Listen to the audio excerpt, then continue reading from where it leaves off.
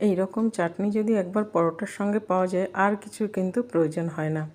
খুব ভালো লাগে পরোটা দিয়ে চাটনিটা খেতে। তার জন্য সর্ষের তেলে উড়োর ডাল, রসুন আর পেঁয়াজকে একটু হালকা ভেজে নিয়ে তার মধ্যে শুকনো লঙ্কা, আদা কুচি, দুটো টমেটো আর দিয়েছিলাম ধনেপাতা দিয়ে সব কিছুর সঙ্গে খুব ভালো করে ভেজে নিতে হবে। বেশ যখন টমেটোটা সফট হয়ে যাবে তত পর্যন্ত এটাকে ভাজলেই কিন্তু হবে। ঠান্ডা করে নিয়ে মিক্সিতে একটু সামান্য লেবু দিয়ে চালিয়ে নেব। অবশ্যই স্বাদ অনুযায়ী নুন ব্যবহার করব। আর ফোড়নে দিয়েছিলাম, এখানে প্যানে গরম করে নিয়েছি সর্ষের তেল, শুকনো লঙ্কা, সর্ষে থেকে যখনই চটপট করে উঠবে তখন এর মধ্যে কারি পাতা আর কাশ্মীরি লঙ্কা।